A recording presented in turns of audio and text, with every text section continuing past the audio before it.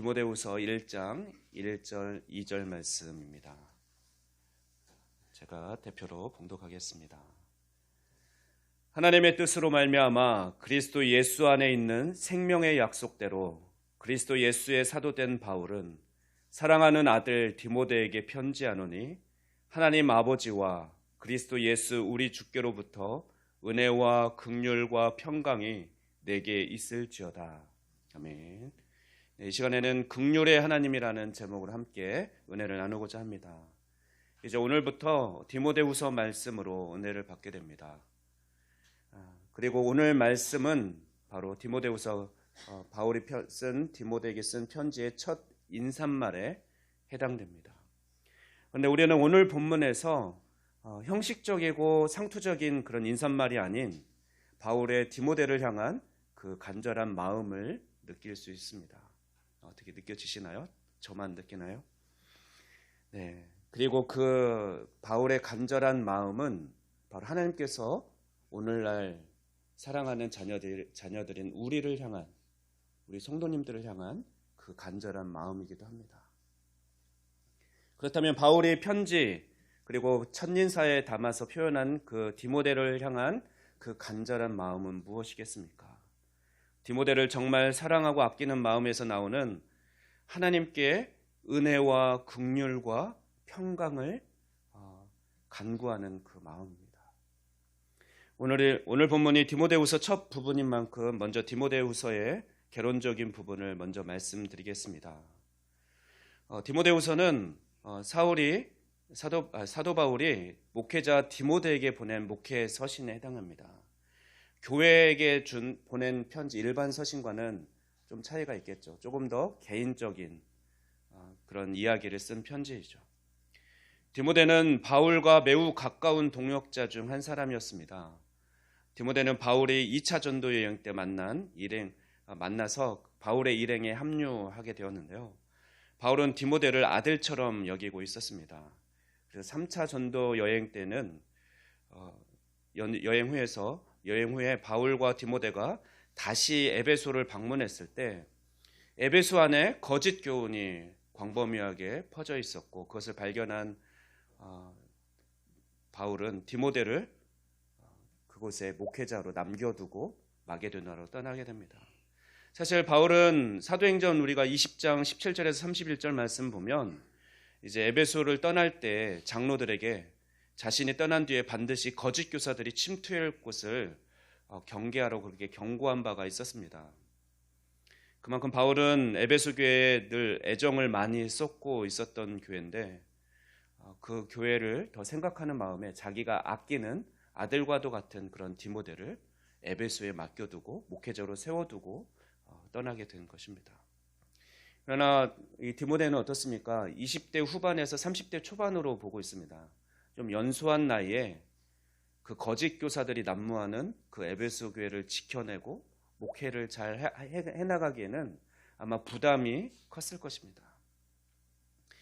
이런 어려운 상황에 있는 목회자 디모데를 격려하고 또 여러 가지 조언의 말, 당부의 말을 하기 위해서 쓴 서신서가 바로 디모데 전서이고 또 디모데 후서인 것이죠. 그래서 우리가 디모데 전서는 이제 지난 금요일 새벽까지 다 살펴보았고 이제 오늘부터는 디모데 후서를 살펴보게 됩니다. 특별히 이 디모데 후서는 또 바울이 이제 2차로 다시 로마 감옥에 이제 한번 풀려났다가 다시금 투옥이 되고 이제는 사형을 당하게 되는 죽음을 앞둔 시점에서 이 편지를 써내려가고 있는 것이죠. 그러니까 바울이 마지막으로 쓴 편지, 마지막으로 쓴 서신서이고 그렇기 때문에 마치 유언과 같은 말씀을 꼭 해주고 싶었던 말씀. 그래서 편지를 이제 죽음을 앞두고 펜을 들어서 가장 편지를 쓰고 싶었던 사람이 디모데였고 또 그가 마지막으로 해주고 싶었던 간절한 말을 담은 글이 바로 이제 오늘부터 살펴볼 디모데 후서라는 것입니다. 만약 여러분이 죽음이 임박한 상황에 편지를 쓴다면 여러분은 누구에게 편지를 쓰겠습니까? 그리고 그 편지에 쓸 내용은 여러분은 무슨 말을 그 편지에 하고 싶으십니까? 바울의 심정을 조금 더 이해하기 위해 우리는 바울이 디모데후서에서 말하고 있는 바울의 상황을 살펴보도록 하겠습니다. 1장 15절 말씀을 보면 바울은 이 어려운 때 이제 사형을 처하게 될 그 상황에 자기를 믿고 따르던 사람들 중에 이제 자기를 버리고 떠난 사람을 이야기합니다. 15절입니다. 아시아에 있는 모든 사람이 나를 버린 이 일을 네가 안 하니 그 중에 부겔로와 허모게네도 있느니라. 자신들이 믿고 따르던 그런 스승이 감옥에 갇혀 이제 힘을 못 쓰는 이제 사형수가 되자 많은 사람들이 바울을 떠났습니다. 어떤 모습과 같습니까? 예수님께서 로마 군인들에게 잡혀가서 이제 십자가 형을 내리게 될 때 많은 제자들이 자기는 결코 버리지 않겠다고 했던 장담했던 제자들마저도 예수님을 부인하고 떠났죠. 혹여나 자기도 위태로워질까, 감옥에 갇히고 자기도 죽임을 당하지 않을까 그 두려움이 앞섰기 때문일 것입니다. 또 몇몇 다른 사람들은 사명에서 떠나 있다라는 언급을 합니다. 뒤로 넘어가 4장 10절 말씀입니다. 데마는 이 세상을 사랑하여 나를 버리고 데살로니가로 갔고 그레스게는 갈라디아로, 디도는 달마디아로 갔고. 바울은 이렇듯 제자들이 자신을 배반하고 떠난 상황, 그래서 자신이 혼신을 다해서 가르쳤건만 그 제자들이 예수님의 제자로서의 삶을 포기하고 떠나간 그런 외롭고 허망한, 돌이켜보니까 몇 명 남아있지 않은 거죠. 그런 허망한 심정 가운데 그가 마지막으로 떠올린 사람이, 그러면서 부탁하고 싶은 사람이 디모데였다라는 것입니다. 그래서 오후에 살펴볼 말씀이지만 바울은 이런 상황에서 디모데의 진실함과 헌신을 생각하면서 디모데를 향한 특별한 마음이 막 커져 있는 상태로 편지를, 이 디모데후서를 써내려갑니다. 바울은 디모데에게 굳게 서라고 충고하면서 자신이 처형되기 전에 한 번만 자신을 와달라고, 방문해달라는 부탁을 마지막 권면의 말로 쓰고 있습니다. 바울은 생명의 끝이 다가오는 순간에도 그의 젊은 동역자인 디모데에게 믿음의 싸움을 계속 싸워갈 것을 당부하고 있습니다. 이제 우리는 오늘부터 바울이 유언처럼 써내려간 그 디모데 후서를 살펴보게 됩니다. 이방인 선교 역사에 크게 쓰임받았던, 그리고 많은 신학 성경을 쓴 그 사도 바울이 그가 죽음을 앞두고 가장 사랑하고 충성된 자를 떠올리면서 쓴 마지막으로 부탁하고 싶었던 그 말은 무엇일지 궁금하지 않습니까? 우리 디모데후서를 통해서, 그렇다면 오늘날 또 하나님께서 또 바울을 통해서 보여주셨던 그 마지막 당부하고 싶었던 그 하나님 아버지의 마음을 이제 우리가 디모데후서를 통해서 함께 살펴보고 은혜를 누리게 될 것입니다. 만약 여러분이 죽음이 임박한 상황이라면 여러분은 누구에게 편지를 쓰고 싶습니까? 또 그 편지를 통해서 마지막으로 하고 싶은 그 한마디를 적으라면 무엇을 강조하고 무엇을 당부하고 싶으십니까? 오늘 제가 편지지 한 장씩을 여러분에게 나눠드렸습니다. 선물로 드리는 건데 숙제가 아니고요. 물론 순종하면 더 좋겠죠. 목사 입장에서는. 여러분이 뭐 유언을 써 놓으신 분이 있을지는 모르겠지만 여러분이 사랑하는 사람에게 우리가 뭐 정해져 있는 게 아니잖아요. 언제 누가 어느 날 하나님의 부르심을 받을지 아무도 모릅니다. 그렇기 때문에 저는 이제 죽음이 준비된 삶을 사는 것이 아름다운 삶이다라고 생각을 하는데, 그런 의미에서 오늘 오후에 점심 먹고 조용한 곳에서 한번 끄적여 보셔도 좋고요. 또는 집에 가셔서 조용한 장소에서 진지하게 기도하는 마음으로, 하나님, 저 언제 부르실 겁니까? 그러면 그 전에 제가 누구에게 꼭 해주고 싶은 말, 대부분 자녀가 될 것 같습니다. 사랑하는 자녀들에게, 또 사랑하는 가족들에게 유언처럼 강조하고 싶은 말, 이런 삶을 살아라, 이것만은 지키며 살아라 라고 무슨 말을 할까요? 라고 하면 여기 써보시면, 실제로 자녀가 있는 분은 자녀에게 그 편지를 유언처럼 어느 날, 뭐 생일날도 좋고요, 올해 생일이 안 지났다면 생일 선물과 함께 나는 가장 너에게 바라고 기대하는 것, 내가 너를 위해서 기도하는 거는 이거야. 난 지금까지 평생 너를 위해서 이걸 위해서 기도하고 있어. 네가 이런 삶을 살아가기를 마지막으로 부탁한다 라고 그런 편지를 써서 주면 어떨까 한번 제안해 봅니다.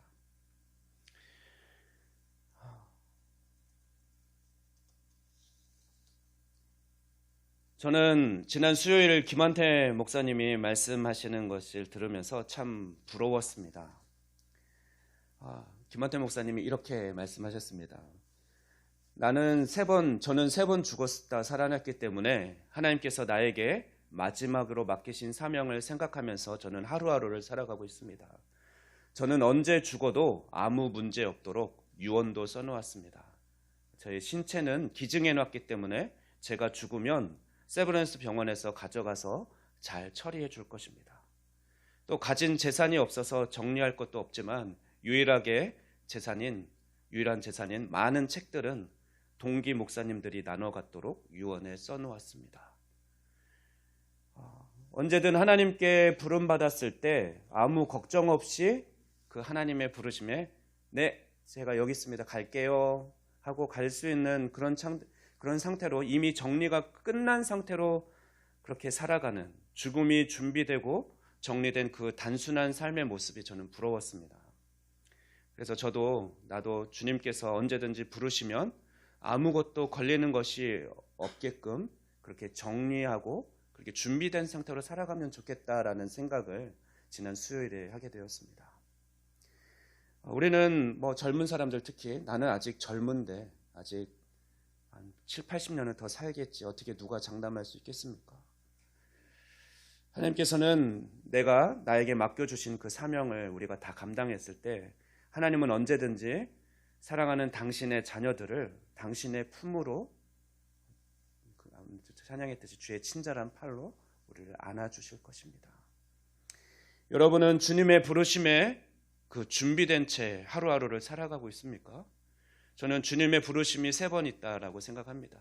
첫 번째는 하나님의 자녀로 부르신 구원으로의 부르심이고, 두 번째는 우리의 사명으로의 부르심이죠. 너는 이 세상 살아가는 동안 하나님 나라를 위해서 이렇게 살아가거라 라고 우리에게 맡겨주신 사명으로의 부르심입니다.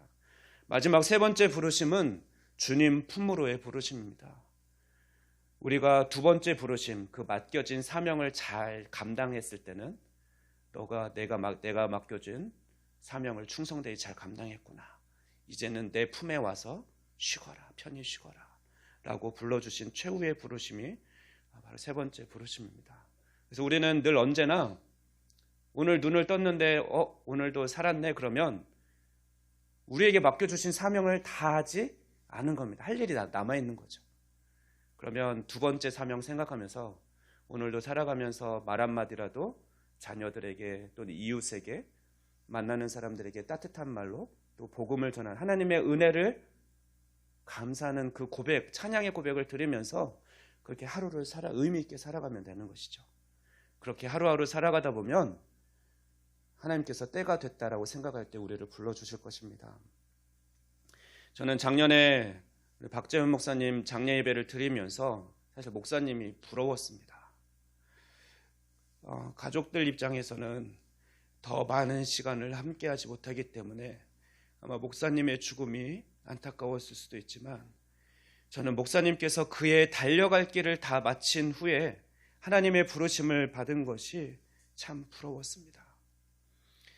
하나님께서는 이 땅에 목사님께 맡겨주신 그것을 목사님이 다 감당하자 목사님을 위로하기 위해서 사랑하는 아들을 품에 품기 위해서 우리들의 기대와는 다르게 빠르게 그렇게 데려가셨습니다. 목사님은 자녀와 조카들을 잘 성장시켰고 또 중년의 나이에 목회자로 부르심에 순종해서 교회를 개척하고 또 우리 작동교회와 함께 합해져서 또 작동교회가 안정되도록 그 소임을 다하셨습니다. 그리고 오랫동안 기도하는 가운데 또 저를 후임자로 잘 세워주시고 목회를 마무리하신 것입니다. 그렇다면 박재훈 목사님이 후임자인 저를 위해서 하셨을 그 기도, 마지막 유언은 무엇이었을까? 우리 교회를 위해 드리신 그 마지막 기도는 무엇이었을까를 생각해 보았습니다. 저는 오늘 본문 말씀, 바로 바울이 디모데를 위해서 죽음을 앞둔 순간에 편지를 쓰면서 하나님께 드린 그 기도, 하나님께 은혜와 긍휼과 평강을 구했던 것처럼 아마 후임 목사인 저를 위해서, 또 우리 작동교회를 위해서 하나님의 한없는 은혜와 긍휼 또 평안을 간구했을 것이라고 생각해 보았습니다. 또 특별히 우리가 서로 사랑하면서 하나가 되기를 그렇게 기도하셨다라고 알고 있습니다. 제가 얼마 전 노예 목사님으로부터 들은 이야기지만, 목사님은 노회장이나 다른 목사님께 유언처럼 이렇게 얘기했다라고 합니다. 내가 후임 목사를 세워놨으니 그가 잘 세워질 수 있도록 신경 써주십시오. 작년에 제가 노예 규정을 따라서 노회에 소속되는 목사로 영입되고 또 작동교회 담임 목사로 세워지기까지 여러 과정을 거쳤어야 했는데, 그 과정에 어느 한 사람 문제를 삼거나 반대하는 사람이 없었습니다. 저를 기쁘게 받아주면서 격려해 주시면서 그렇게 작동교회 담임 목사로 세워질 수 있도록 도와주셨는데, 그것은 박재현 목사님의 유언과도 같은 마지막 당부가 있었기 때문이라는 것을 알게 되었습니다. 제가 이제 막 목회를 시작하는 시점에서 이런 말씀을 나눠 죄송하지만, 앞서 말씀드린 대로 인생이, 우리의 생명이 우리 생각대로 되는 것이 아니기 때문에 저도 동일한 상황을 한번 가정해 보았습니다. 그리고 그날을 염두에 두고 목회를 해나가야겠다라고 생각을 했습니다. 만약 주님께서 저를 어느 날 갑자기 부르시더라도 우리 작동교회가 하나님 나라를 위해서 언제든지 쓰임받을 수 있는 교회로 든든히 세워져 가고 있는가? 나는 누구에게 마지막으로 부탁하고 당부를 하면서 떠나갈 수 있는가? 그리고 나는 그에게 무엇을 당부할 것인가? 나는 교회를 위해, 성도들을 위해 마지막으로 무엇을 하나님께 간구할 것인가를 생각해 보았습니다. 저는 이 시간 만약 여러분 중에 이렇게 생각하는 분이 있다면 참 고맙고 감사할 것 같습니다. 목사님 걱정하지 마세요. 교회는 제가 이어서 돌아보고 섬기겠습니다. 바울은 떠나갈 때가 되어서 또 걱정이 없었던 것은 디모데와 같은 충성된 제자가 있었기 때문입니다. 바울은 아들처럼 사랑하는 그 충성된 제자 디모데에게 모든 것을 맡기고 떠날 수 있었습니다. 물론 하나님의 일은 하나님께서 하십니다. 저는 때가 되면 하나님께서는 하나님의 사람을 또 세우셔서 하나님의 역사를 이루어 간다라고 믿기 때문에 사실 걱정하고 있지는 않습니다. 그러나 소망하기는 제가 언제든 어디로 떠나든지 혹은 주님께서 언제 부르시든지 내가 하던 일을 믿고 맡길 수 있는 그런 충성된 동력자들이 내 곁에 많이 있다면 참 행복한 목회를 할 수 있겠다라고 소망해 봅니다. 저는 여러분도 가정이나 또는 여러분이 하고 있는 사업이나 또 여러분이 맡고 있는 그 사역에서 이런 준비된 다음에 믿고 맡길 수 있는 사람이 있는 상태에서 마음껏 사역하면서 살아갈 수 있기를 주님의 이름으로 축원합니다. 저는 마지막 순간에 하나님께서 교회를 위해서 또 우리 자녀들을 위해서 오늘의 본문 말씀으로 저는 기도를 올릴 것 같습니다. 주님, 우리 작동교회에 하나님의 한량없는 은혜와 긍휼과 평강을 부어주소서. 주님, 사랑하는 자녀들에게, 가족들에게 하나님의 무한한 은혜와 긍휼과 평강을 부어주소서. 사실 저는 지난 5월 29일에 새벽에 디모데전서 첫 번째 말씀을 나누면서 바울의 이 간절한 마음, 연소한 디모데가 그가 맡게 될 에베소 교회를 목회하게 될 그 상황을 저의 목회를 맡은 저의 상황과 감정을 이입해 보면서 그 아들과 같은 디모데에게 그 간절한 마음으로 기도하는 그 바울의 마음이 느껴졌고, 그것이 곧 또 하나님 아버지의 마음이라는 그 마음을 느끼면서 혼자 목이 메인 채 새벽 설교 말씀을 나누었던 적이 있습니다. 네, 지금도 동일한 그 심정으로, 그 감동으로 지금 말씀을 나누고 있습니다. 바울은 디모데전서에서도 문안 인사를 할 때 은혜와 긍휼과 평강을 빌어주면서 인사말을 시작했습니다. 사실 신약성경은 바울이 쓴 서신서가 13개가 있죠. 어떤 사람은 학자에 따라서 히브리서도 포함해서 14개로 보기도 하고, 하지만 히브리서는 빼고 13개로 보기도 하는데요. 다른 서신서, 디모데전서와 디모데후서를 빼놓고는 다른 모든 서신서에서 인사할 때 그냥 은혜와 평강 두 가지만 빌어주면서 기도를 합니다. 그런데 디모데전서와 후서만 평강을 추가해서 빌어주고 있습니다. 긍휼을 추가해서 빌어주고 있습니다. 똑같은 목회서신인 디모데후서 다음에 나오는 디도서를 봐도 디도서 1장 4절을 보면 이렇게 인사를 하고 있습니다. 같은 믿음을 따라 나의 참 아들 된 디도에게 편지하노니 하나님 아버지와 그리스도 예수 우리 구주로부터 은혜와 평강이 내게 있을지어다. 똑같은 목회서신인데 똑같은 아들과 같은 디모데에게 편지를 쓰지만 디도에게는 은혜와 평강만 구하고 있습니다. 디모데에게는 은혜와 긍휼과 평강을 구했었습니다. 일반 서신 나머지 10개 또 순서대로 로마서부터 한번 그 각 장 1장의 첫 부분을 읽어보십시오. 그러면 은혜와 평강이 있기를 원하노라. 은혜와 평강이 너에게 있을지어다. 이렇게 모든 서신서들이 은혜와 평강만을 구하면서 그렇게 기도를 하고 인사말을 하는 것을 아마 확인할 수 있을 것입니다. 저 못 믿으면 한번 이따가 한번 읽어보십시오. 그렇다면 긍휼이 무엇이기에 바울은 디모데에게만큼 그 마지막 유언을 써서 유언과 같은 편지를 써서 보내줄 만큼 그렇게 사랑하고 아끼는 디모데에게만큼은 긍휼까지 빌어주고 그렇게 축복하며 기도하고 있는 것일까요? 성경사전을 찾아보았습니다. 라이프 성경사전인데요. 거기에서는 긍휼의 의미를 이렇게 설명하고 있었습니다. 잘 들어보십시오. 다정히 사랑하며 측은히 여김, 불쌍히 여겨 동정함, 상대방에 대한 불붙는 마음으로 있는 그대로 상대를 받아주고 은혜를 베품.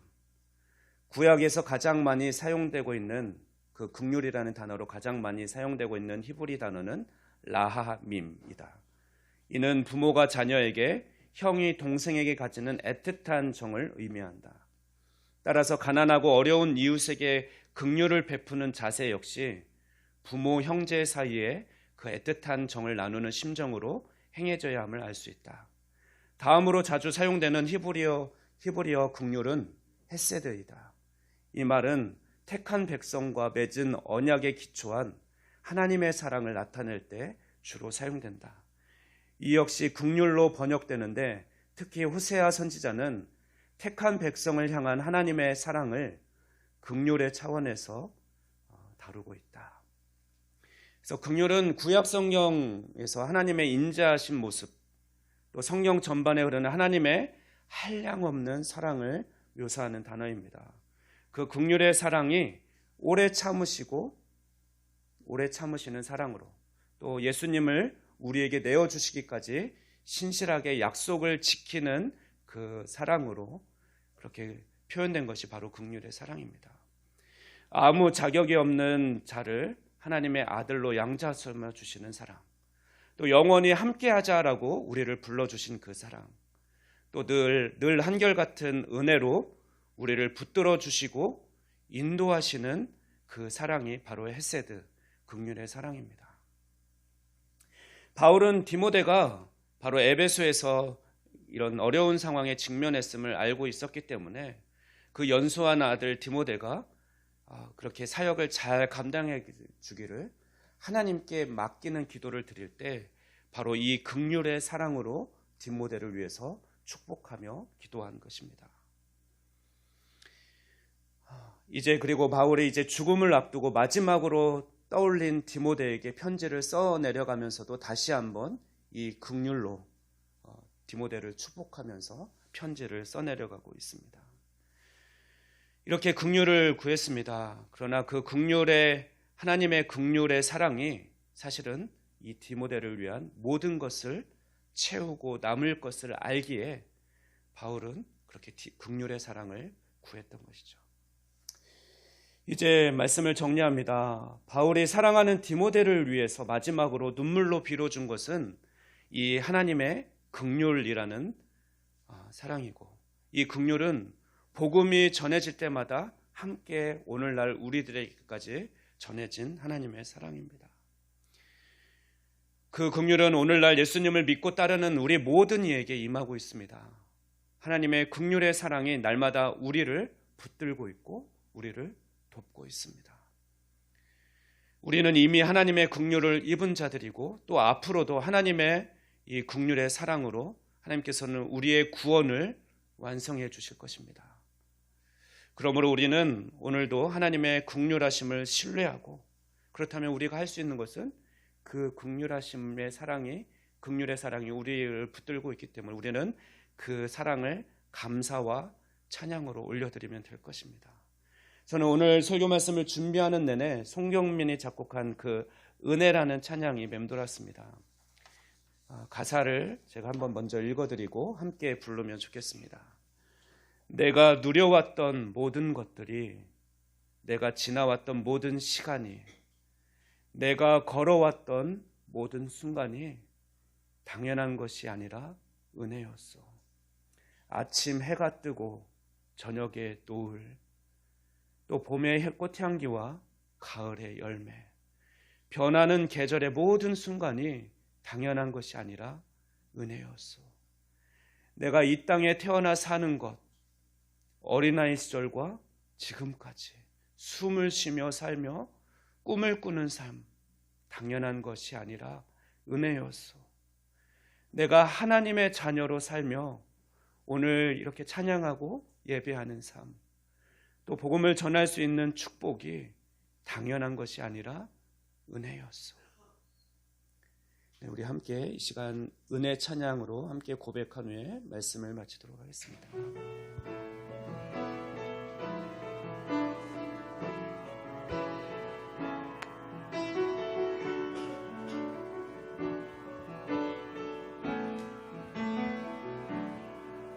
내가 누려왔던 모든 것들이, 내가 지나왔던 모든 시간이, 내가 지나왔던 모든 시간이, 내가 걸어왔던 모든 순간이, 내가 걸어왔던 모든 순간이 당연한 것 아니라 은혜였소.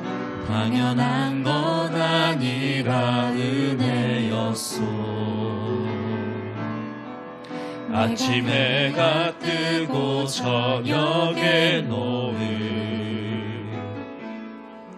봄의 꽃향기와 가을의 열매, 변하는 계절의 모든 순간이 당연한 것 아니라 은혜였소. 것이 은혜, 은혜, 은혜, 한없는 은혜. 내 삶에 당연한 것 하나도 없었던 것을, 모든 것이 은혜, 은혜였어. 내가 이 땅에 태어나 사는 것, 내가 이 땅에 태어나 사는 것,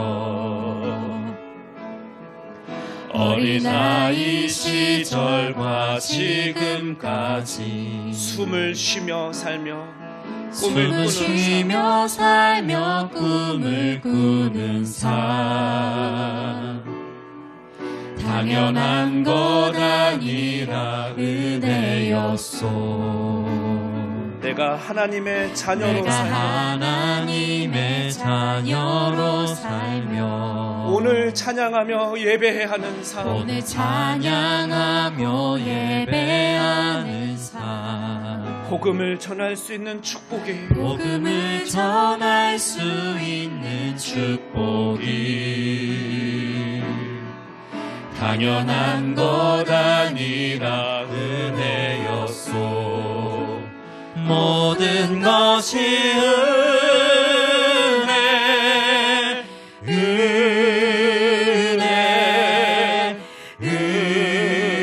은혜, 한없는 은혜. 내 삶에 당연한 것 하나도 없었던 것을 모든 것이 은혜, 은혜였소. 기도하겠습니다. 사랑과 은혜가 풍성하신 하나님, 오늘도 우리에게 한량없는 은혜, 긍휼의 사랑을 부어주시니 감사합니다. 오늘도 그리고 내일도 우리가 측량할 수 없고 감당할 수 없는 놀라운 은혜와 긍휼의 사랑, 하나님께서만 부어주실 수 있는 평강이 우리를 붙드실 것을 믿고 감사를 드립니다. 주님, 우리를 부르실 그날까지 또 영원히 그 사랑이 충만히 임하는 축복을 우리 사랑하는 성도들과 우리 교회 가운데 임하게 하옵소서. 모든 것을 감사드리며 이 모든 말씀 우리 주 예수 그리스도의 이름으로 기도하옵나이다. 아멘.